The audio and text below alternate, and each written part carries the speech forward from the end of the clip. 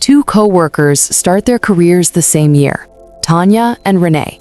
Same company, same city, almost the same starting salary.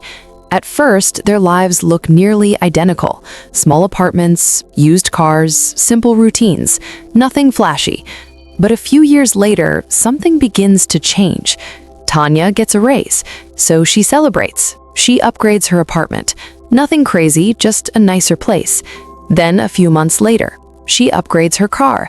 After all, the old one still worked, but she felt like she deserved something better. Then comes the new phone, the bigger TV, more subscriptions, more convenience. None of these decisions feel reckless. Each one makes life a little nicer, a little more comfortable. And honestly, that's what money is supposed to do, right? Meanwhile, Renee also gets raises. Her income grows too. But something about her decisions looks different. She keeps the same apartment, the same car, the same basic lifestyle. Not because she has to, because she chooses to. At first, this looks like restraint, maybe even sacrifice. But what's actually happening is something far more powerful. Renee is quietly avoiding a trap most people never even see, the wealth trap. And here's how it works. When your income increases, your brain immediately starts adjusting your expectations. Suddenly, the things that once felt luxurious begin to feel normal. A bigger apartment no longer feels extravagant, it feels normal.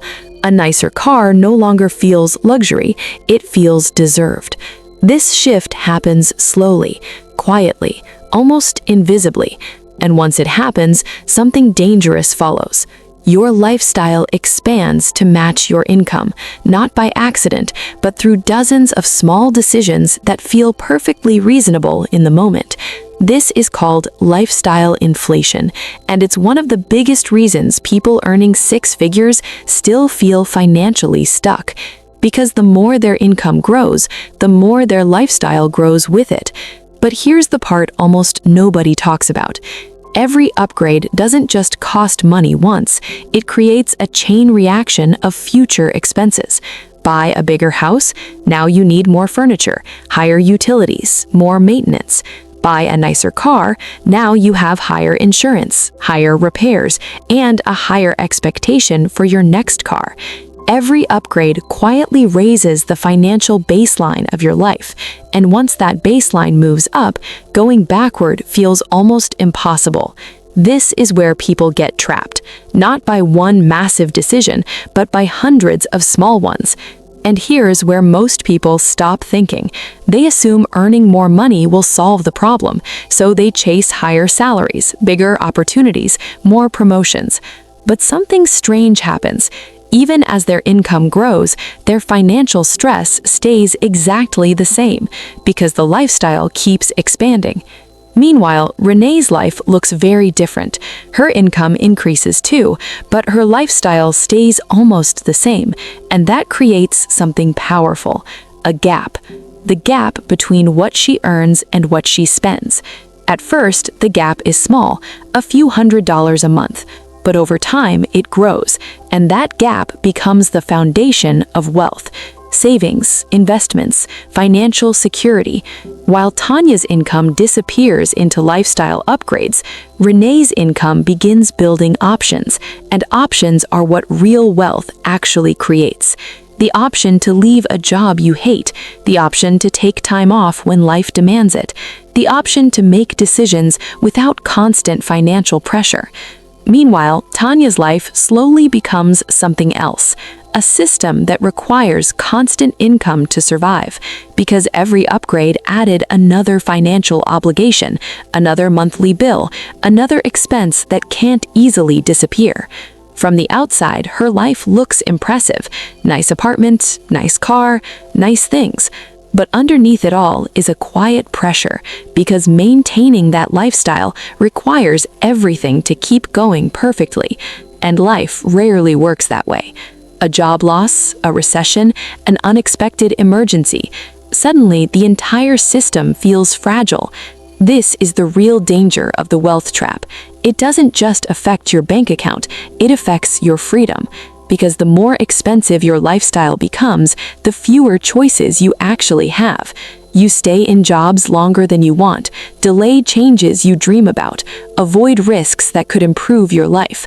Not because you lack courage, but because your expenses make flexibility impossible. And the most surprising part, most people never intended to build that kind of life. They didn't wake up one day and decide to trap themselves financially. It happened slowly, one upgrade at a time, one purchase at a time, one new standard at a time. But here's the good news. The wealth trap is built through small decisions, which means it can be escaped the same way. Small decisions, choosing not to upgrade something that still works, waiting before making large purchases, deciding that convenience isn't always worth the price. Each decision creates a tiny bit of financial breathing room, and those small spaces begin to grow. Savings increase, investments grow, stress decreases, until eventually something powerful appears in your life. Margin. Margin is what turns money from a constant pressure into a tool that buys time, flexibility, and freedom. Because real wealth isn't about owning the most things, it's about needing the fewest things to live the life you want.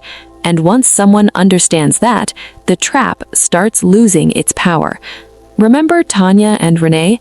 Tanya didn't fail because she was irresponsible. She fell into the same trap millions of people fall into.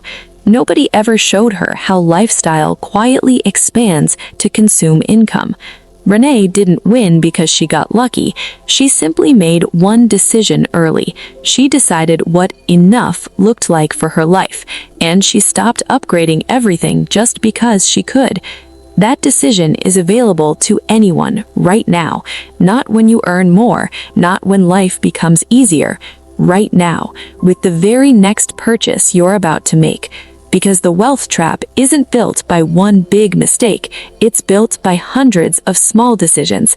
And the moment you start questioning those decisions is the moment you start building real wealth.